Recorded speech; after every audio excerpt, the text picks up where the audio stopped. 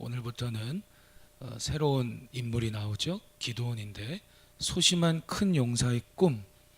오늘은 첫 번째 시간으로 숨어있는 큰 용사여, 숨어있는 큰 용사여 라는 제목으로 함께 하나님 말씀 우리가 보도록 하겠습니다. 첫 번째는 숨어있는 하나님 나라 백성, 숨어있는 하나님 나라 백성입니다. 하나님 나라 백성들이 오늘 본문을 보니까 벌벌 떨고 있네요. 다 숨어 들어가 있어요. 당당하게 난 그리스도이냐, 나는 하나님 자녀야, 난 성도야 이렇게 하지 못하고 다들 벌벌 떨면서 숨어 있어요. 왜 그랬을까요? 두려움 때문에 오늘 본문에 보니까 숨어 있습니다. 정복의 꿈을 잃어버렸기 때문에 그들은 두려워하고 있습니다. 하나님 나라를 이루어가기 위한 정복의 꿈입니다. 아브라함 때부터 주셨던 젖과 꿀이 흐르는 가나안 땅을 정복하라. 그냥 무조건 죽이고 빼앗는 정복이 아닙니다. 그 가나안 땅에 하나님 나라 통치를 받고 나타내는 제자로 그 하나님 나라를 이루어가도록 그 안에 있는 모든 죄악을 정복하는 꿈이죠. 오늘 우리도 마찬가지입니다. 우리가 예수 그리스도를 나의 구주로 영접하는 순간부터 우리에게는 꿈이 생깁니다. 그것은 하나님 나라 비전이고요. 그 비전을 이루어가기 위한 꿈이고요. 꿈이 연단을 통하여 사명이 되어집니다. 오늘 저 여러분들이 하나님 자녀라고 한다면, 우리가 주님 영접한 그리스도인이라고 한다면 우리의 인생엔 크게 두 가지 패턴이 있습니다. 첫 번째는 하나님 나라를 이루기 위해 정복하는 겁니다. 미움을 정복하여 사랑의 나라를 이루어가고, 근심을 정복하여 기쁨의 나라를 이루어가고, 슬픔을 정복하여 희락의 나라를 이루어가는 이 정복을 하는 겁니다. 그리고 정복한 다음에는 분배, 땅을 얻는 거예요. 지경이 넓어져요. 그리고 나눔, 이웃과 나누고 연약한 자들과 나누고 누리는 겁니다. 이것은 복된 패턴이죠. 복된 패턴. 그런데 사사기부터는 어떤 패턴이 나오냐면은 복이 안 되는 패턴이 나와요. 정복을 하고 분배, 나눔 누린 다음에는 다시 정복을 해야 돼요. 우리 함께 고백합시다. 다시 정복. 다시 우리의 가정에, 일터에, 이 땅에 하나님 나라가 이루어지도록 그것을 반대하는 죄악을 정복하고 주님의 힘과 위로를 구하며 성령의 충만함을 구하며 다시 정복해야 합니다. 그런데 사사기를 보면은 다시 정복을 안 하고 이스라엘 백성들이 가나안 땅 중앙은 정복하지만 현실에 안주해요. 아유, 이 정도면 됐지. 여러분, 현실에 안주하는 게 죄악이에요. 성경에서 말하는 죄의 모습 중에 한 가지가 뭐냐면 현실에 안주하는 거예요. 그리스도 안에 자족하는 게 아니라 현실에 안주. 아유, 이 정도 신앙생활하면 됐지, 이 정도 헌신하면 됐지, 뭐 이 정도 살아가면 됐지. 현실에 안주하다 보니까 오히려 어떻게 됩니까? 정복을 당해요. 오히려 이방 족속들에게 가나안 땅에서 정복을 당해요. 그래서 그들이 하나님 앞에 살기 힘들어 부르짖습니다. 그때 하나님께서 그들의 기도를 들으시고 구원하기 위해 그들을 도와주시고 그 어려움에서 건져주시기 위해 보내주신 사람들이 사사기에 나오는, 사사기라는 책의 제목처럼 그게 바로 사사들을 의미합니다. 우리 한번 마음에 새기시면서 한번 고백합시다. 사사. 이 사사기에 나오는 모든 사사들은 신약 성경에 우리의 죄를 위해 십자가에서 죽으시고 부활하셔서 하나님 나라를 이루시는 예수 그리스도를 상징적으로 다 보여주는 것이기도 하죠. 그래서 우리 삶 속에 이런 복된 패턴이 있는가, 복이 안 되는 패턴이 있는가. 핵심은 무엇입니까? 정복의 꿈을 잃지 말아야 돼요. 정복의 꿈. 그냥 무조건 빼앗고 악한 정복이 아닙니다. 하나님 나라를 이루어가기 위한 정복이라는 거예요. 그 정복의 꿈을 잃어버렸어요. 그래서 오늘 6장 1절을 보니까 어떤 내용이 나옵니까? 6장 1절에 이스라엘 자손이 또 여호와의 목전에 악을 행하였으므로 현실에 안주하고 정복하지 않았어요. 게으르고 나태해집니다. 그러다 보니까 여호와께서 7년 동안 그들을 어디에 넘겨주셨냐면 미디안의 손에 넘겨줍니다. 가나안 땅에 미디안이라고 하는 족속이 살고 있는데 미디안 족속에게 7년 동안 지배를 당해요. 그래서 그 다음부터 우리가 본문을 읽은 것처럼 2절을 보니까 굴과 산성에 숨어 살아요. 이스라엘 백성들이 2절에 굴과 산성에 숨어 살아요. 그리고 3절부터 6절을 보니까 3절에 이스라엘이 파종한 때면 미디안족과 아말렉족 동방 사람들이 치러 올라와서 4절에 양이나 소나 낙이 다 약탈해 가죠. 또 5절을 보세요. 때로는 그들이 메뚜기 떼같이 많이 공격을 해서 들어와서 그 땅을 다 정복합니다. 그랬더니 6절 같이 한번 읽어봅시다. 시작. 이스라엘이 미디안으로 말미암아 궁핍함이 심한지라 이에 이스라엘 자손이 여호와께 부르짖었더라. 아멘.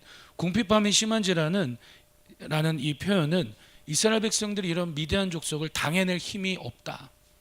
너무 삶이 어려워진 거예요. 영적으로도 어려워지고 경제적으로도 어려워지고 육체적으로도 어려워지고. 그래서 지금 1절부터 그죠? 6절까지 내용을 보면 이스라엘 백성들이 벌벌 떨면서 다 숨어지네요. 우리는 하나님 백성입니다. 하나님께서 우리와 함께 하심으로 우린 다시 한번 이 땅에 하나님 나라를 이루어가기 위해 정복해야 합니다 라는 것들은 다 사라져요. 이때 하나님께서 이들의 부르짖는 기도를 들으시고 선지자를 보내셨어요. 그래서 7절부터 10절을 보면 8절에 여호와께서 이스라엘 자손에게 한 선지자를 보내셔서 애굽에서부터 그들을 어떻게 건지셨는지, 하나님께서 얼만큼 그들을 사랑하고 긍휼과 자비를 베푸셨는지를 이야기하면서 그 선지자가 당시 이스라엘 백성들에게 했던 핵심 내용은 무엇이냐면 10절에 나오죠. 10절 보니까 내가 또 너희에게 이르기를 나는 너희의 하나님 여호와이니 너희가 거주하는 아모리 사람의 땅의 신들을 두려워하지 말라 하였으나 너희가 내 목소리를 듣지 아니하였느니라. 핵심이 이거죠. 지금 왜 이스라엘 백성들이 이렇게 정복을 하며 살아가야 될 꿈을 갖고 있는 하나님 나라 백성들이 오히려 정복을 당해요.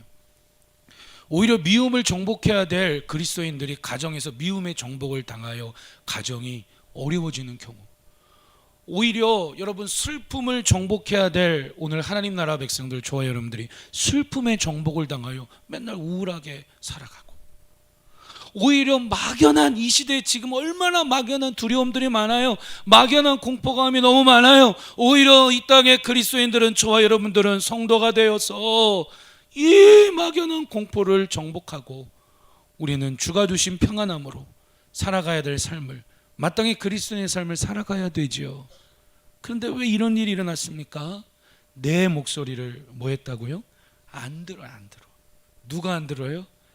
예나 지금이나 앞으로나 성도는 하나님 말씀을 들어야 살아요. 하나님 말씀 안 듣고 기도하면요, 그건 내 기도 되는 거예요. 내 뜻 되는 거예요. 하나님 말씀을 들어야, 은혜 받아야, 깨달아야 기도도 되고 가정도 되고 사업도 되고 다시 정복하는 거예요. 꿈을 갖고, 그래 맞아 그래, 그리스도인의 삶은 이 땅에 하나님 나라를 이루어가기 위해 정복하는 거야. 근데 하나님의 음성을 안 들었던 것입니다. 오늘 저와 여러분들도 숨어있는 모습이 있지 않습니까? 숨어있는 하나님 나라 백성, 뭔가 두려워 떨면서 마땅히 당당하게 그리스도인으로서 살아가야 될 삶을 살아가지 못하고, 뭔가 이런 모습 속에서 하나님의 말씀을 듣지 않고 뭔가 숨어서 벌벌 떨고 있는 모습. 이스라엘 백성들이 미디안 족속이 너무 무서워서 산속에 굴파고 숨어 지냈다니까요. 그런 숨어 지내는 모습이 있지 않습니까? 여러분, 세상이 혼란스럽고 어지러울수록 우리는 하나님의 말씀에, 여호와의 율법에, 하나님의 계명에 귀를 열고 경청할 수 있기를 주의 이름으로 축원합니다. 한 주간 동안 그렇지 않습니까? 마음을 다하여 근심하고 살고, 얼마나 정말 얼마나 한 주간 동안 우리가 살아가다 보면 때로는 온 정성을 다하여 막 말을 하는데 그 말은 다 복이 안 되는 말만 하고, 때로는 우리가 살아가다 보면 너무 두려워요. 모든 뜻을 다하여 듣지 않아도 될 소식들을 너무 많이 들어서 잠이 안 올 정도로 복잡한 우리의 머릿속이 되어져 버리고, 여러분 그렇다라고 한다면 오늘 주님께서 저 여러분들을 이 예배로 부르셔서 우리를 위로하시고 우리를 축복하시고 우리의 마음을 어루만지십니다. 그래서 우리가 뭐 해야 돼요? 마음을 다하여 들어야 돼요. 집중하여 들어야 돼요. 할 수 있다면 필기도하면서 놓치지 않으려고 들어야 돼요. 할 수 있다면 영상에 올라온 설교를 또 듣고 또 듣고 또 들어야 돼요. 왜냐? 들어야 돼요. 하나님 말씀 듣는 것보다 우리는 너무나 많은 것들을 듣고 살잖아요. 필요 이상으로. 듣긴 들어야 되지만 너무 필요 이상으로 많이 들으면 별로 유익이 안 돼요.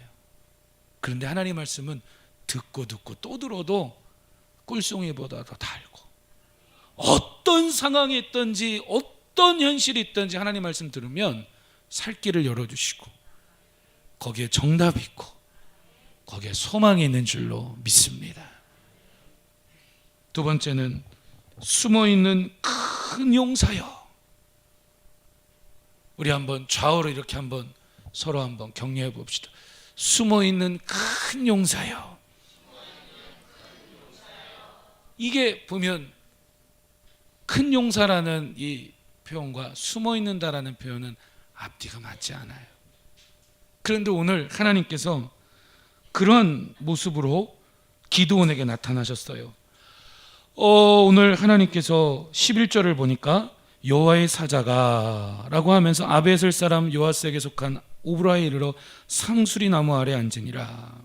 여기서 말하는 여호와의 사자는 천사를 의미하기도 하고 또는 여호와 하나님을 의미하기도 합니다. 그냥 하나님이라고 생각하시면 편합니다. 하나님께서 상수리 나무 아래 앉으셨어요. 왜요?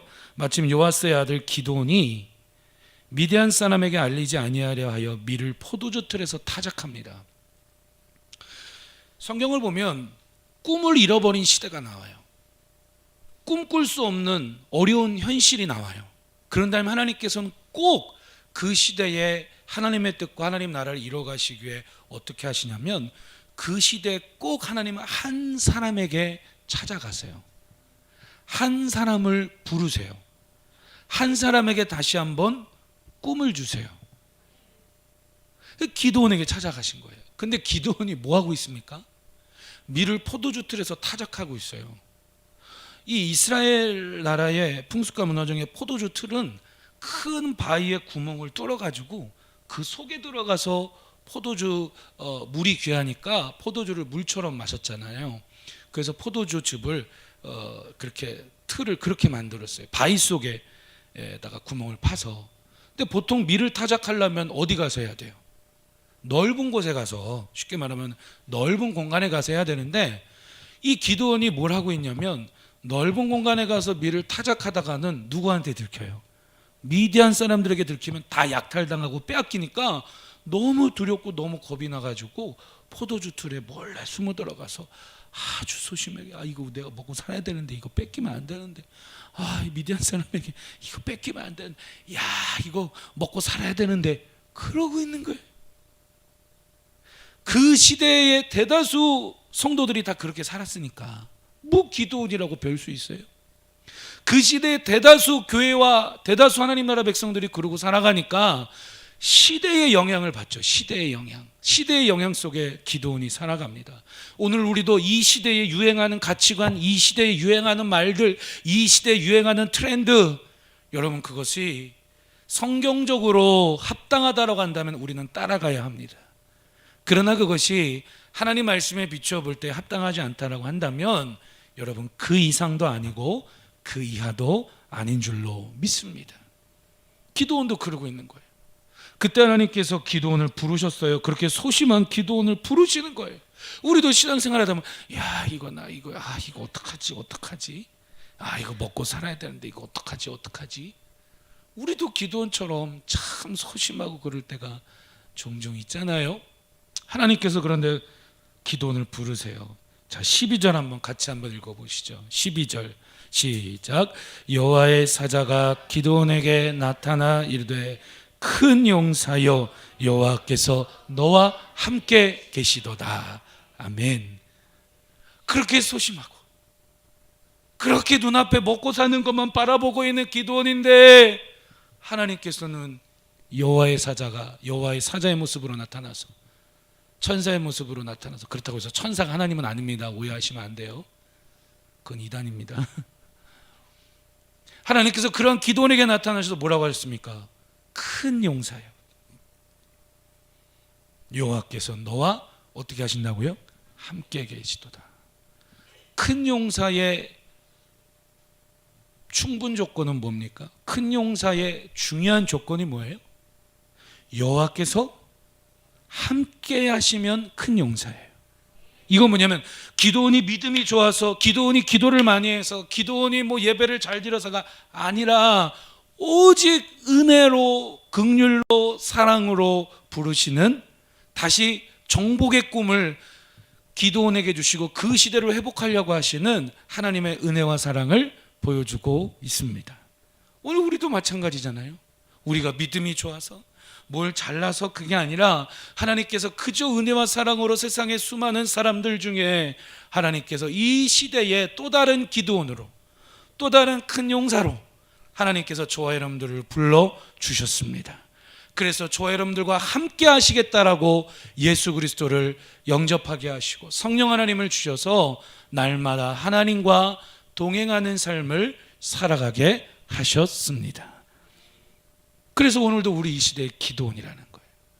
근데 이렇게 불렀는데 오늘 우리 반응이랑 똑같았을 거예요. 기드온도 여호와께서 너와 함께 하시다 그러면 아멘 해야 되는데 다들 뭐 괜히 왜 나와 함께 하셔, 부담스럽게.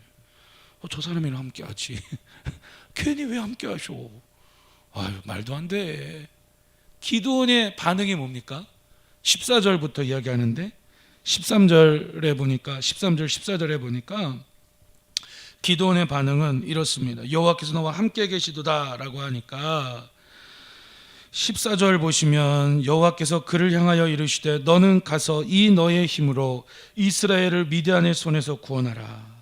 내가 너를 보낸 것이 아니냐 하시니라. 큰 용사여 여호와께서 너와 함께 계시도다라고 말씀하신 다음에 하나님께서는 기드온에게 내가 너를 보냈다.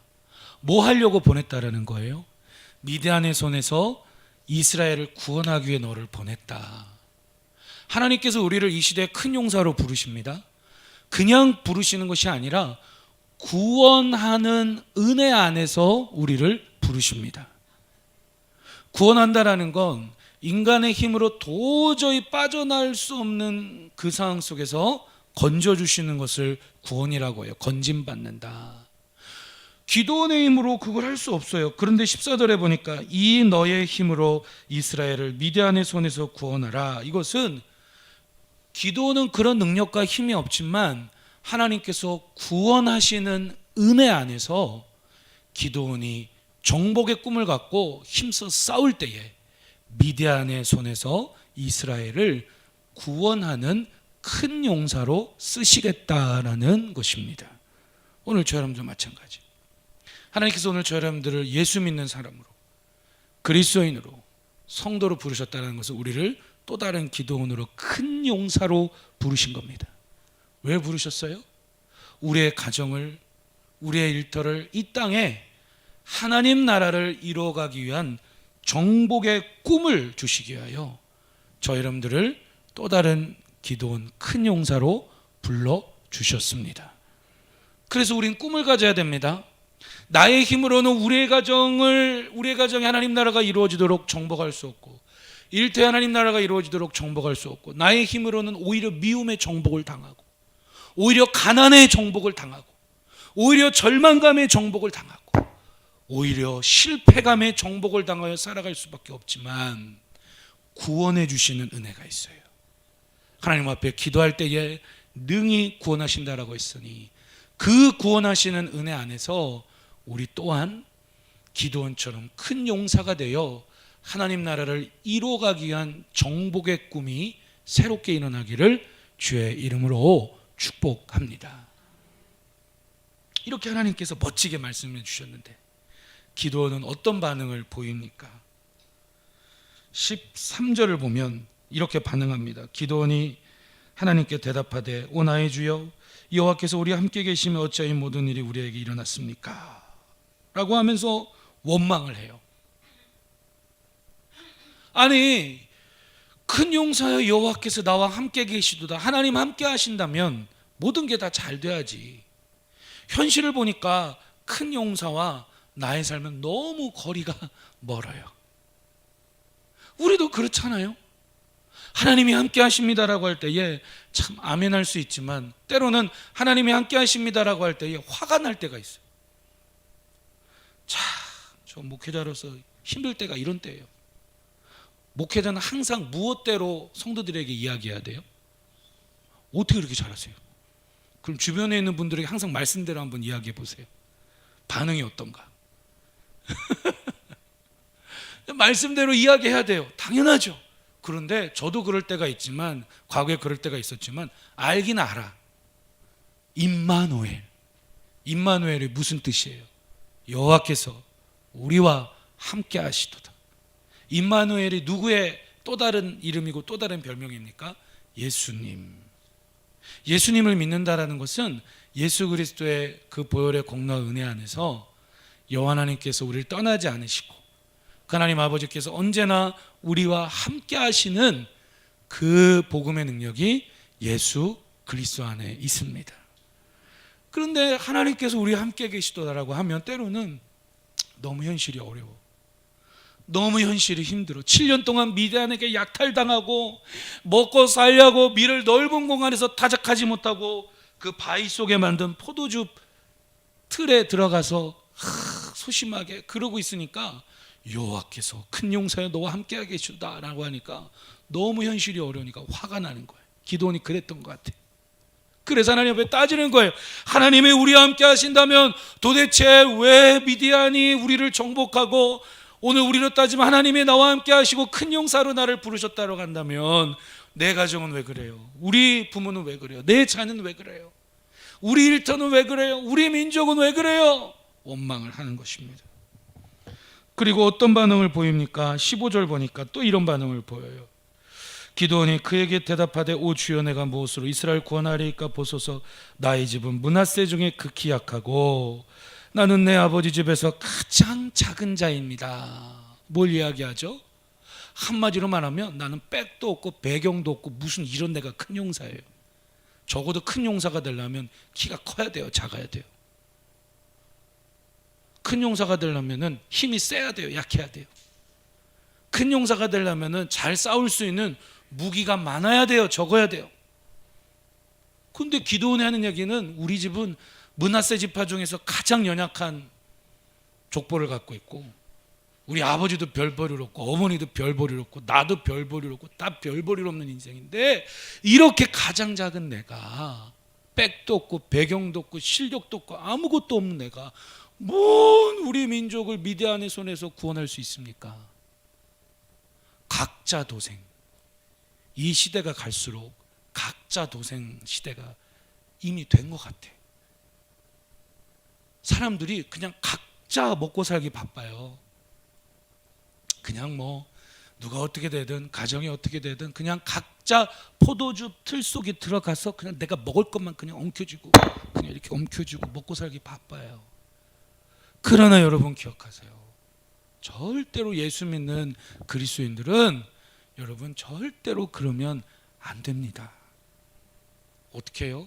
우리 집이 때로는 백도 없고 실력도 없고 우리 부모도 별볼일 없고 나도 별볼일 없고 우리 족보를 따져봐도 다 별볼일 없을지라도 여러분 잊지 마세요. 잊지 마세요. 그럴지라도 하나님께서는 은혜와 사랑으로 저 여러분들을 또 다른 기도원으로 큰 용사로 부르셔서 큰 용사여 내가 너와 함께 계시도다 라고 다시 한번 하나님 나라 이뤄가기 위한 정복의 꿈을 주시고 비전을 주시고 소망을 주시고 사명을 주셔서 신앙생활 하게 하십니다. 그게 신앙생활이에요. 믿으시면 말씀대로 이루어지길 원하신다면 우리 큰 소리로 한번 아멘 합시다. 할렐루야. 우리 더 크게 아멘 합시다. 할렐루야. 아니 부모도 백도 없고 나도 백도 없고 뭐 형제자매도 백 없으면은 뭐 어떻게 해요? 한 가지 비결밖에 없어요. 내 믿음이 하나님 앞에 바로 세워지면 돼요. 거기서부터 새 역사는 시작이 돼요. 거기서부터 새로운 창조가 시작이 돼요. 목사님 우리 집은요 뭐 돈도 잘 벌고 뭐 대기업이고 뭐 차도 좋습니다. 현실에 안주하는 게 죄악이라고 했어요. 아까 여러분 기억하세요. 하나님은 한 사람을 세우세요. 한 사람. 몇 사람이요? 한 사람. 그 한 사람이 기도원이고 그 한 사람이 큰 용사요. 여러분 우리 한 사람 한 사람이 이 시대에 하나님 부르신 가정과 일터에 이 사회 속에서 또 다른 기도원이 돼요.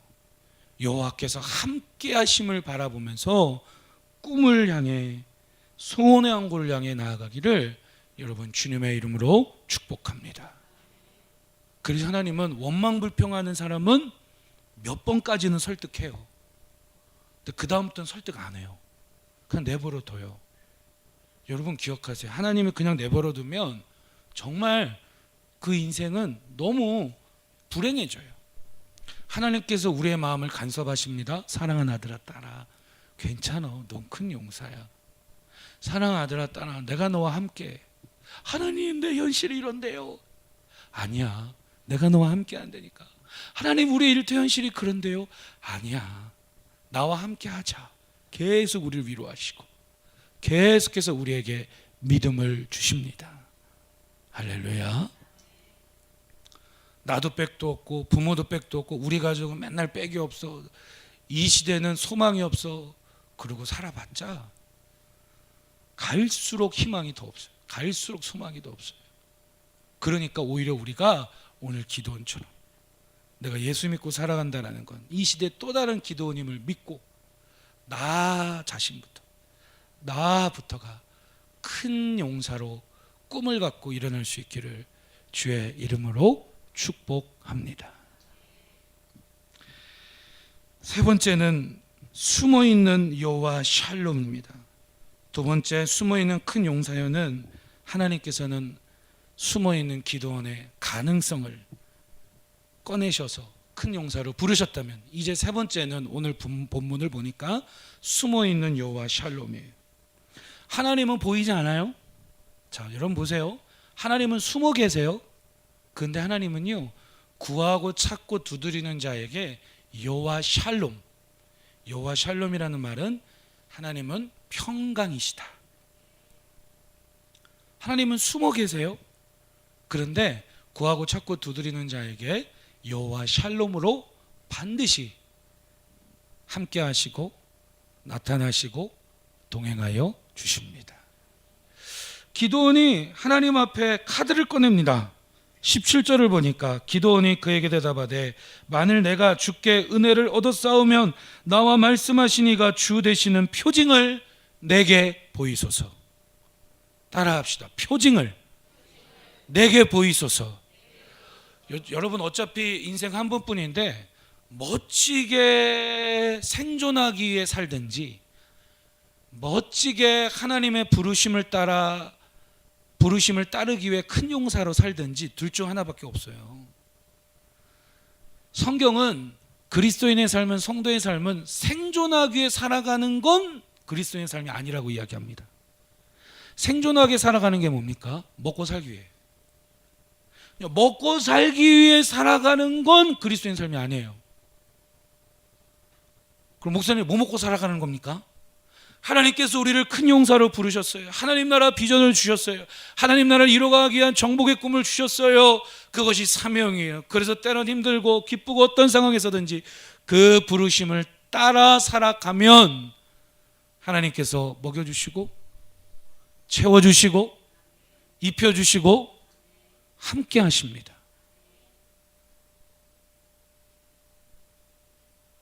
할렐루야. 우리 다 같이 아멘 합시다. 할렐루야.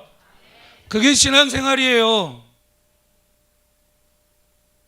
두렵잖아. 겁나잖아요. 그렇게 살라고 하면. 아니 솔직히 모든 사람들은 인생의 목적이 먹고 사는 게 목적이지. 당연히 빼앗기니까 숨어서라도 내 거 먹고 내 돈, 내 집, 내 차, 내 양식 그렇게 살아가는 게 인간 아니에요? 휴머니즘 아니에요? 그렇게 해서 많이 먹고 먹을 것, 누릴 것, 즐길 것 다 쌓아놓은 다음에 삑삑. 와, 김대리님 차 바꿨네. 2019년 그랜저 성공하셨나 봐. 그런 거 아니에요? 사람들은 다 그렇게 살잖아요. 근데 성도의 삶은, 사사기에 나오는 기도원을 큰 용사로 부르신 하나님께서는 우리에게 말씀하세요. 내가 널 굶어 죽이는 하나님이냐? 내가 너의 건강을 보장하지 못하는 하나님이냐? 내가 너의 직장과 미래를 보장해 주지 못하는 하나님이냐? 그렇다고 한다면 나는 너를 부르지 않았을 거다라는 거예요. 여러분, 오늘 우리 안에는 직장에 대한 걱정, 경제에 대한 염려, 먹고 사는 것에 대한 염려와 걱정 없는 사람이 어디 있습니까? 다 있습니다. 그 모든 것들을 날마다 우리를 큰 용사로 부르신 여호와 하나님 앞에 내어드릴 수 있기를 여러분 주님의 이름으로 축복합니다. 그러니까 그렇게 그 부르심을 따라 기드온이 살아가려고 하니까, 미디안의 손에서 이스라엘을 건져내고 정복의 꿈을 갖고 살아가려고 하니까 두렵잖아요. 겁나잖아요. 그러니까 어떻게 해요?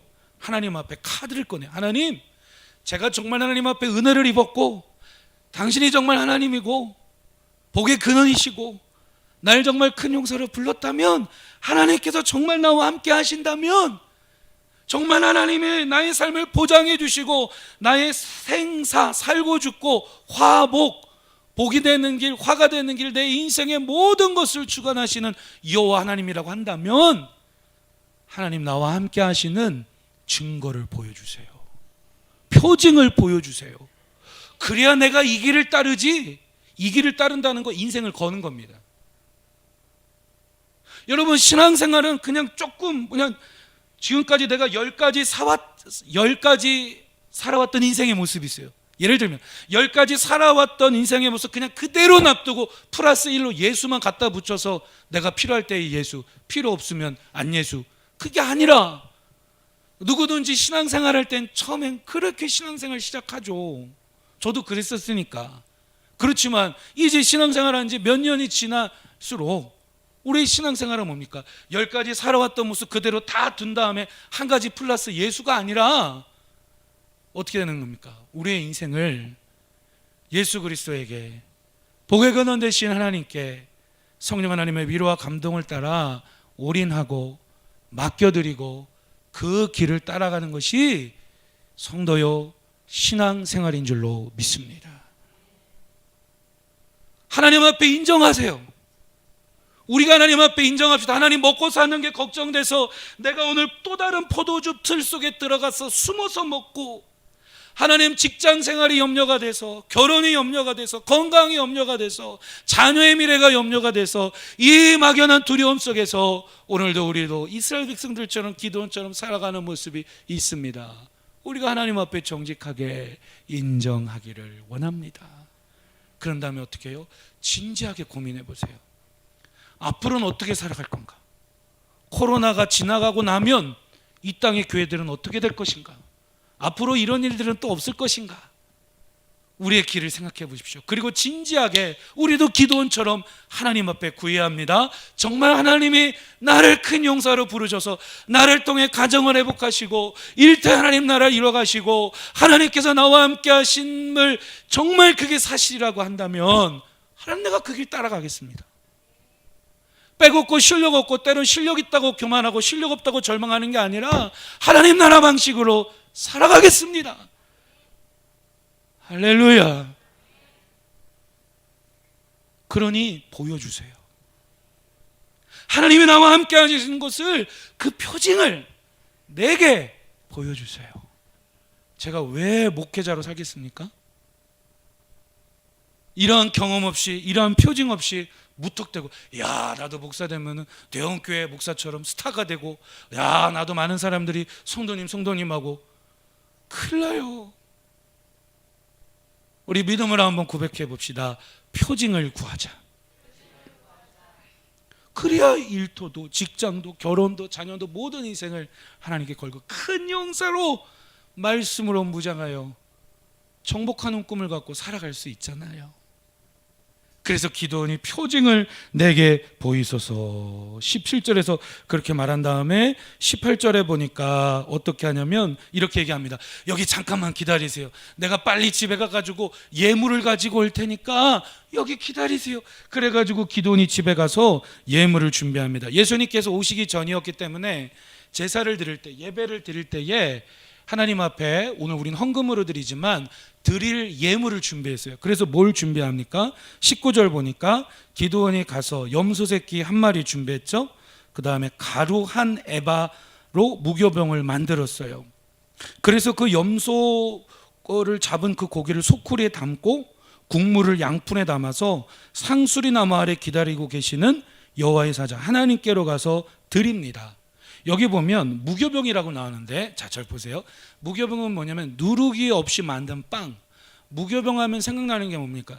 이스라엘 백성들이 노예로 이집트에 살다가 이제 탈출할 때에, 그때 유월절을 보낼 때에 하나님께서 그것을 기념하기 위해 만들어 먹으라 했던 것이 무교병이에요. 근데 그 무교병을 한 에바만큼 만들었어요.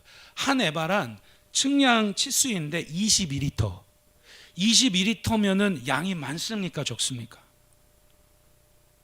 짜장면 보통 뭐 곱빼기 드시는 분들은 적을 수 있지만 22리터면 양이 상당히 많은 양이에요. 그 무교병을 22리터 양만큼 많이 만들고 염소 새끼 한 마리를 잡았다라는 건 기도원의 마음이 지금 진지한 겁니까? 장난치는 겁니까? 진지한 거죠. 다시 한번 마음, 이 부분 너무 중요해요. 기도원의 마음이 기면 그만, 안 기면 그만.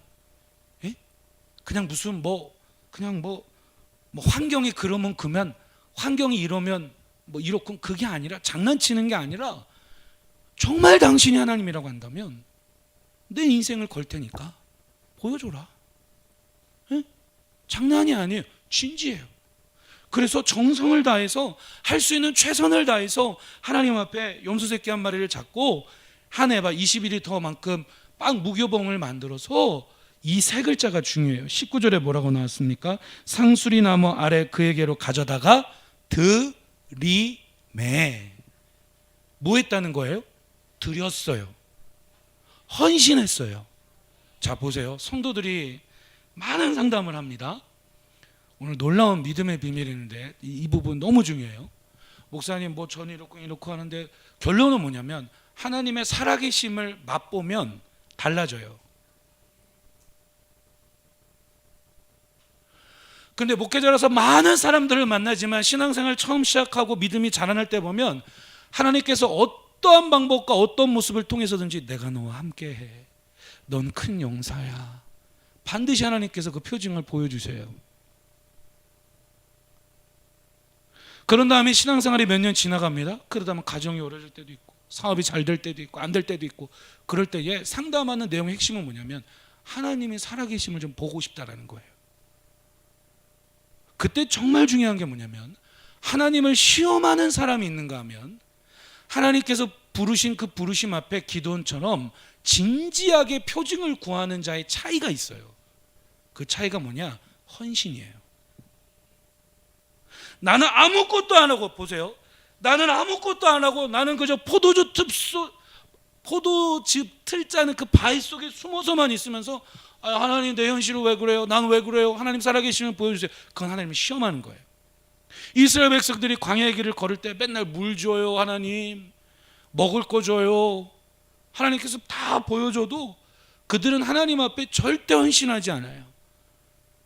그냥 하나님께서 알아서 다 해주세요 그러는 거예요. 그건 하나님을 시험하는 거예요. 여러분 정말 진지하기를 축복합니다.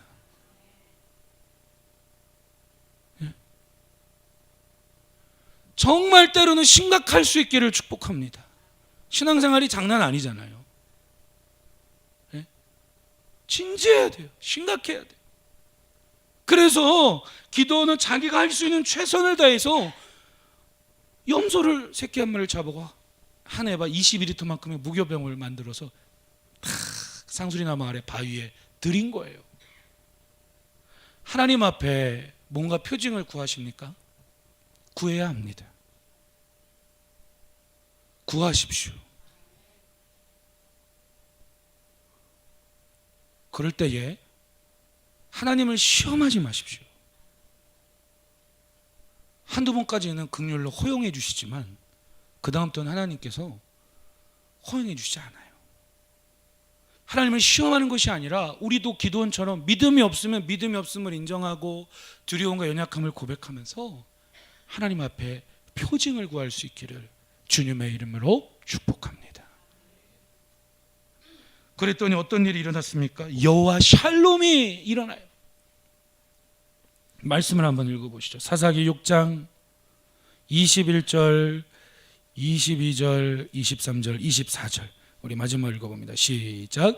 여호와의 사자가 손에 잡은 지팡이 끝을 내밀어 고기와 무교병에 대니 불이 바위에서 나와 고기와 무교병을 살랐고 여호와의 사자는 떠나서 보이지 아니한지라. 자, 잠깐 보세요.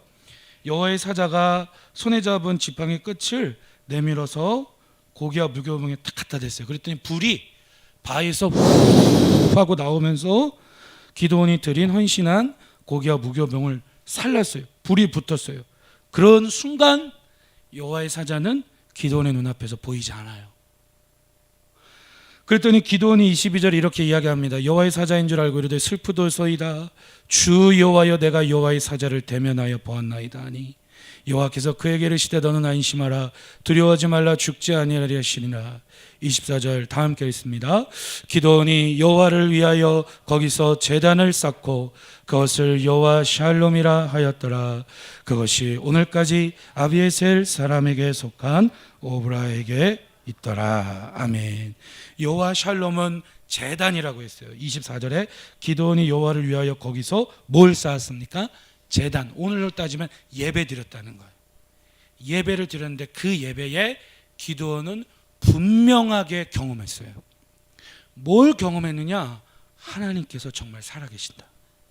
그 하나님께서 나를 이 어두운 시대에 큰 용사로 정말 부르시고 그 하나님께서 말로만이 아니라 정말 나와 함께 하시는 그 하나님이심을 헌신을 하고 하나님 앞에 드린 그 제단을 쌓은 그 모습에 오늘 우리로 따지면 예배를 드릴 때에 불이 붙었어요.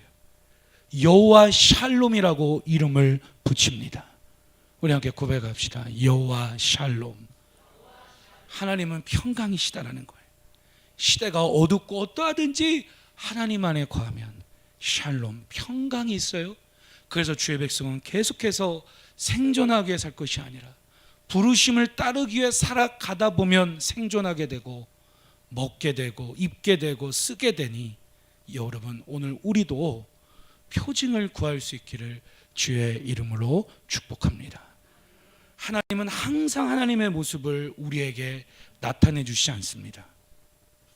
하나님의 살아계심을 봤다라고 하는 사람이 건방진다라든지 교만한다?